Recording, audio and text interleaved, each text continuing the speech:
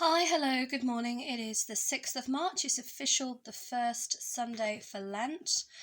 And I am just doing a quick video again to explain where I am in my Lent promise to myself, which instead of actually giving something up this year, I'm aiming to read more. So I have chosen to read After by Anna Todd. That's because I recently saw the movie. I didn't know it was a book adaptation. There's very much mixed reviews online about this series, and it is official now. I've already gone past the first 100-page mark and breathe, and past the 200-page marker. I am now on page 51. So I somehow, don't ask me how I've managed to do this, I have managed to read 51 pages in 6 days. Sorry, not 51 pages, sorry. 51 chapters in 6 days. 7 if you count Shrove Tuesday. And straight away, let me just double check where I am. I'm on chapter 51. Yesterday, my post-its arrived, and I started from last night bookmarking certain parts in the book. I'm not going to do the first half of the book that I've already read. There's no point. I have used different colours to represent different things that are in the book, and also to remind me where key pivotal moments in the book are, and have differentiated between the book and the movie. Now, officially, this is a bit of a spoiler alert from here, so if you don't want to listen to it, please turn off, if you haven't already. So officially, in the movie, Noah and Tess, who are young lovers from high school pretty much, from the same town, she goes to college, she meets Harden. In the movie, they officially break up after he visits her. She goes and spends the night with Harden after he's completely trashed his dad's house. Okay. In the book, however, they have not officially broken up until, in my knowledge, chapter 51. Well, come off it. I mean, you're with this girl, you love her, she goes to college, her attitude changes, she's been cheating on you, you're not sure, so you give her a second chance, you come and visit her, and she turns up back at her dorm wearing another guy's clothes with this maroon dress in her hands. Now, the maroon dress was very important to Anna Todd. It's actually mentioned in the book twice now, and in the movie you only ever actually see the actress wearing it once, and that's at a frat party where they're playing the game Truth or Dare.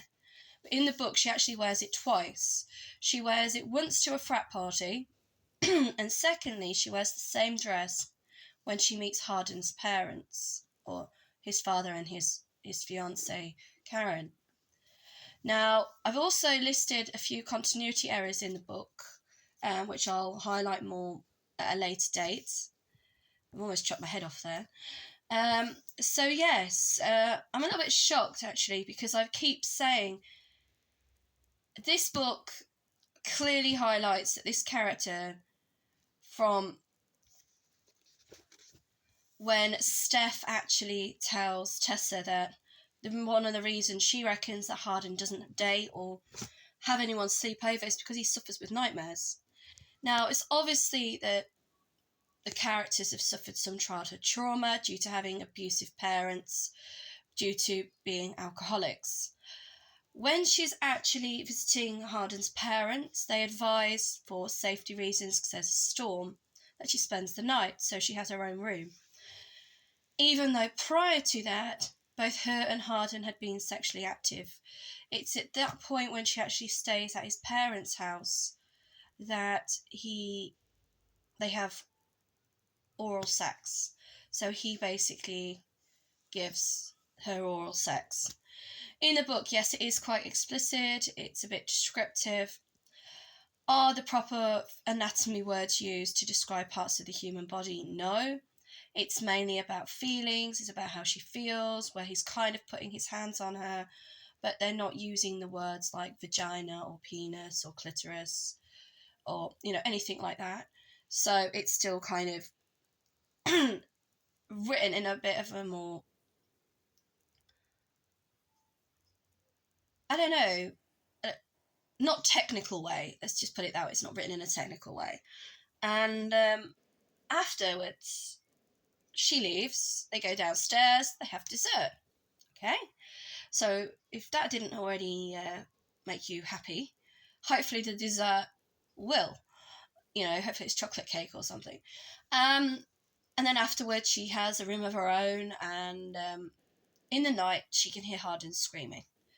This doesn't seem to bother the rest of the house, because it's already made clear that Hardin doesn't actually live there. He has a room with an excellent view, a massive king-size bed, but the room is practically unused. There's a few clothes there, but they're not his as such. He's not purchased them. They've been purchased, obviously, by Karen. And he, most of the time, will stay out late. Whether he drinks or doesn't drink, that's another bit of a mixed subject. And everyone who's kind of close to him is aware that he's very possessive of his room, he's possessive of his vehicle, he's possessive of everything he owns himself. You won't sleep in my room, you can't stay in my room, get out of my car, you're not allowed in my car, get out of my house, I don't want you in my house. He's very protective of his own personal space, but it comes across as being very aggressive, very abusive, very argumentative, very confrontational, very threatening. So she's staying at the house. He's screaming his head off. Probably, I think it's about 4 a.m. in the morning. And she goes in and she comforts him and she spends the night with him. But at this point in the book, you still don't really know why. Why is he having nightmares? Why is he doing this? Now, in the movie, it is explained.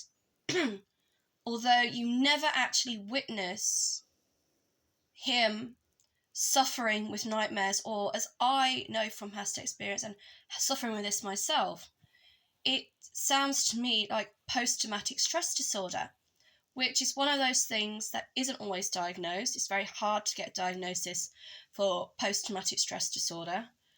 And even when you've been diagnosed, there isn't really a cure.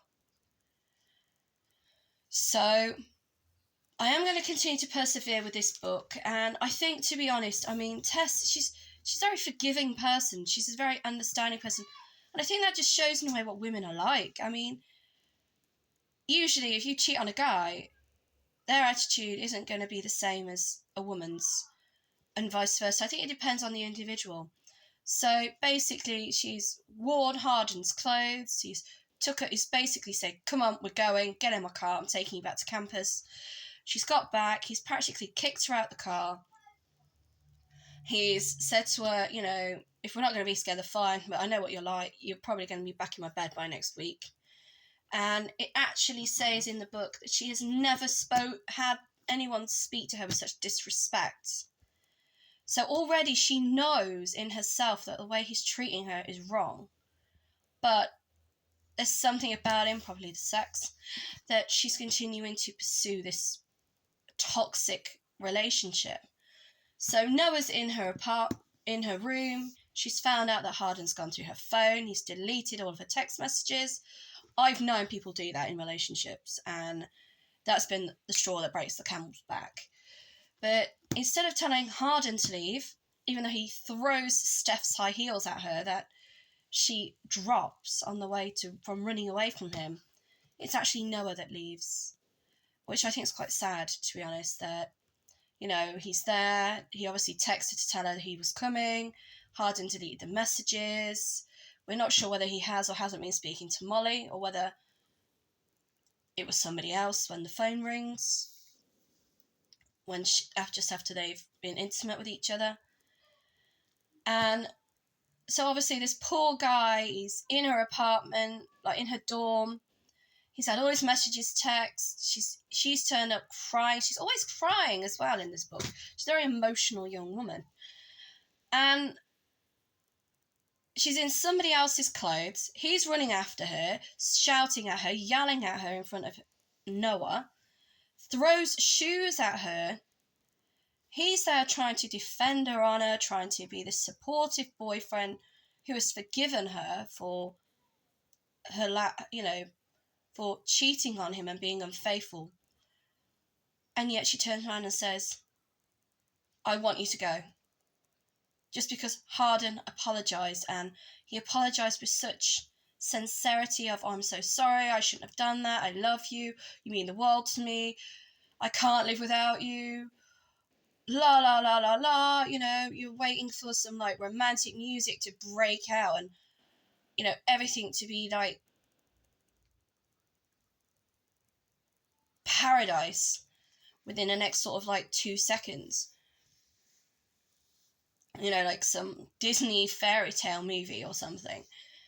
And so Noah leaves. And that is where I've got to so far. So, breathe. I just cannot believe that in a week, the amount of stuff that I have covered in a book probably sums up most of the stuff that I've witnessed or covered in my almost 40 years of my life. But in a week of reading. So, as I've said it, I'm going to say it again, this is not a book for young people to be reading.